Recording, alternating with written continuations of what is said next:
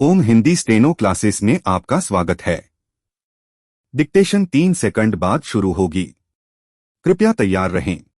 बच्चों की प्राथमिक शिक्षा की भाषा क्या हो? देश में इस बात पर सवाल उठते रहे हैं। ज़्यादातर राज्य सरकारें चाहती हैं कि बच्चों की प्राथमिक शिक्षा मातृभाषा क्षेत्रीय भाषा में दी जाए। मातृभाषा या क्षेत्रीय भाषा के प्रति आग्रह गलत भी नहीं, लेकिन किसी पर जबरन भाषा थोपना सही नहीं है। यदि यह फैसला राजनीतिक कारणों से है तो और भी गलत। जिस देश में कई धर्म, भाषा और संस्कृतियों को मानने वाले एक साथ निवास करते हों, वहाँ इस तरह का कोई भी फैसला अलोकतांत्रिक ही कहा जाएगा। हमारी सबसे बड़ी अदालत सुप्रीम कोर्ट ने हाल ही में अपने एक फैसले में इस बात को माना कि सरकार प्राथमिक शिक्षा देने के लिए भाषाई अल्पसंख्यकों पर मातृभाषा नहीं थोप सकती।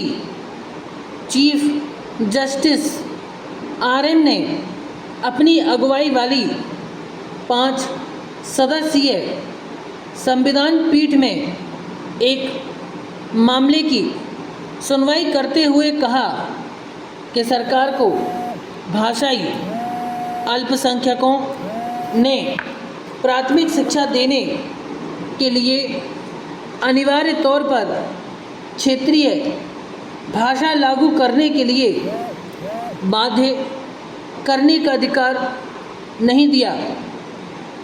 अदालत ने इस बात को भी स्वीकार किया कि तमाम विशेषज्ञ इस बात पर एक राय है कि प्राथमिक स्कूलों में बच्चे तभी बेहतर ढंग से विद्या प्राप्त कर सकते हैं यदि पढ़ाई का माध्यम मातृभाषा हो।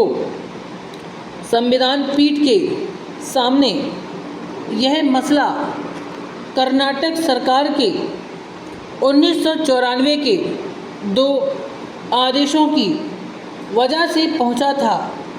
इन आदेशों में उक्त वक्त तत्कालीन कर्नाटक सरकार ने सरकारी और निजी दोनों तरह के स्कूलों में 1 से 4 तक मातृभाषा या क्षेत्रीय भाषा में शिक्षा देना अनिवार्य कर दिया था।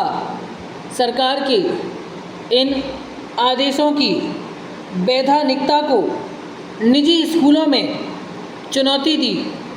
निजी स्कूल अपनी यह लड़ाई हाई कोर्ट में जीत गए।